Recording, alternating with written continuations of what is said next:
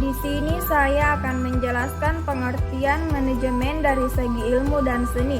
Manajemen sebagai ilmu artinya manajemen mempunyai peranan penting dalam kehidupan, karena manajemen salah satu untuk membentuk seseorang menjadi lebih baik, dan manajemen juga untuk memberikan pengawasan, pengetahuan, serta pengorganisasian, baik untuk atasan, bawahan di dalam organisasi maupun untuk pribadi masing-masing dalam kehidupan sehari-hari. Dan manajemen juga diartikan sebagai ilmu karena manajemen sangat dibutuhkan untuk bekal kita ketika menjadi seorang pemimpin kelak, baik pemimpin perusahaan, organisasi, dan sebagainya. Manajemen sebagai seni artinya dalam manajemen orang yang mengatur, mengawasi, atau memimpin organisasi. Seseorang mempunyai karakter, sikap, dan jiwa kepemimpinan dalam suatu perusahaan atau organisasi terhadap bawahannya berbeda-beda. Jadi manajemen diartikan sebagai seni, yaitu manajemen dilihat dari orang yang melakukannya, dan orang itu mempunyai kebebasan untuk melakukan apa saja yang dia inginkan di dalam peranan manajemen dengan tujuan agar cita-cita dan harapannya tercapai dengan baik. Langsung saja, manajemen kinerja. Secara umum, manajemen kinerja merupakan suatu upaya komunikasi yang dilakukan secara berkelanjutan antara karyawan dengan atasannya, dengan tujuan untuk mencapai tujuan utama sebuah perusahaan. Manajemen kinerja bisa berfokus pada kinerja dari suatu organisasi, departemen, karyawan, atau bahkan proses menghasilkan produk atau layanan, dan juga di area yang lain. Tujuan manajemen kinerja adalah untuk menciptakan lingkungan di mana orang dapat melakukan pekerjaan dengan kualitas terbaik, baik secara efektif dan efisien. Manajemen publik dalam pengambilan keputusan. Pengambilan keputusan dipenuhi dengan serangkaian pembuatan keputusan. Pengertian pengambilan keputusan telah dimukakan oleh para ahli, yaitu menurut George Arteri, pengambilan keputusan adalah pemikiran alternatif yang berlaku tertentu dari alternatif yang ada.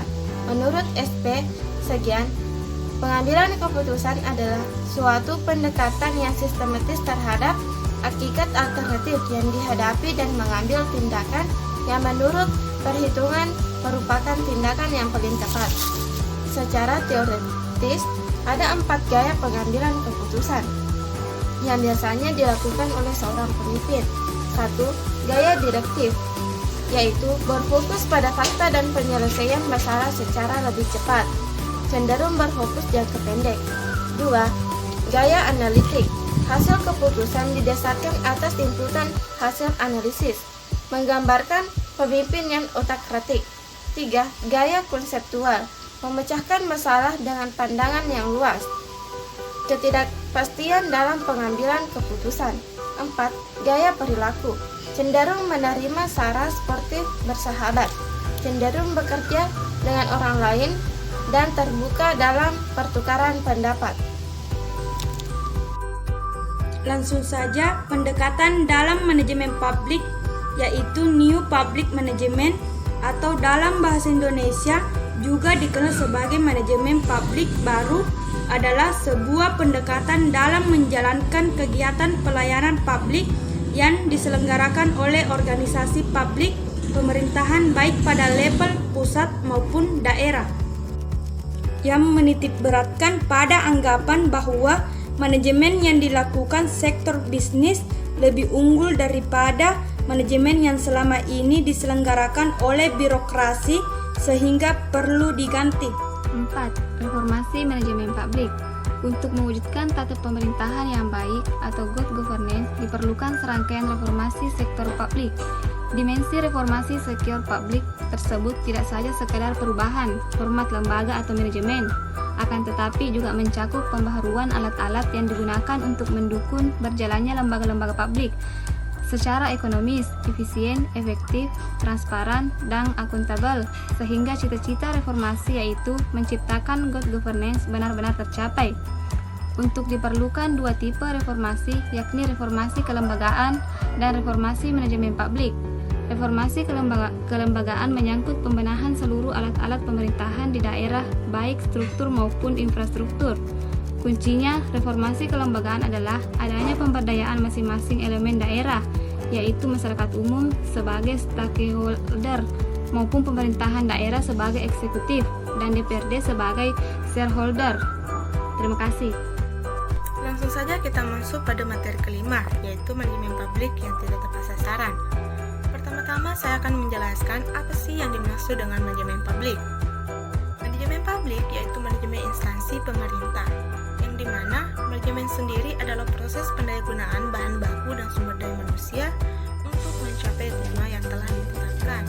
Bahkan, manajemen publik tidak dapat terlepas dari ketujuh fungsinya, diantaranya planning, organizing, staffing, coordinating, directing, reporting, dan budgeting. Mengapa dikatakan demikian?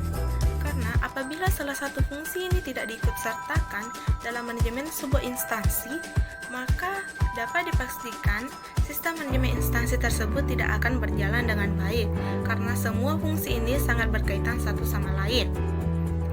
Dapat juga dikatakan bahwa apabila manajemen publiknya tidak tepat sasaran atau salah satu dari fungsi-fungsi manajemen publiknya hilang, maka suatu kegiatan tidak akan berjalan dengan baik dalam sebuah perusahaan, organisasi, maupun dalam sebuah instansi pemerintah. Orientasi pemasaran. 1. Perubahan pola perilaku masyarakat yang menempatkan fungsi pemasaran sebagai muara seluruh kegiatan bisnis. 2. Perkembangan strategi pemasaran diarahkan dalam 4 faktor. 1. Penawaran nilai produk. 2. Penawaran harga produk yang wajar. 3. Mempromosikan manfaat produk. 4. Perencanaan model distribusi produk untuk dijangkau. 3. Perencanaan strategi pemasaran membutuhkan proses perencanaan yang terpadu di dalam internal untuk menyesuaikan pengaruh lingkungan, persaingan sosial budaya dan ekonomi, hukum dan politik. 7. Pengaruh teknologi di dalam manajemen publik. Perkembangan teknologi yang pesat di dewasa ini mempengaruhi berbagai bidang kehidupan manusia, terutama perkembangan teknologi informasi. Perkembangan teknologi informasi membawa perubahan yang besar dalam dunia bisnis, terutama untuk mencapai keunggulan kompetitif. Untuk mencapai keunggulan kompetitif, seorang manajer dituntut mampu memanfaatkan teknologi informasi di dalam berbagai aktivitas yang ada di dalam perusahaan. Salah satu aktivitas yang paling penting adalah penerapan akuntansi manajemen perusahaan. Perkembangan teknologi informasi berpengaruh terhadap penerapan akuntansi manajemen perusahaan yang akan menghasilkan informasi secara cepat dan akurat dalam rangka perencanaan, pengendalian, dan pengambilan keputusan. Di bidang akuntansi manajemen secara khusus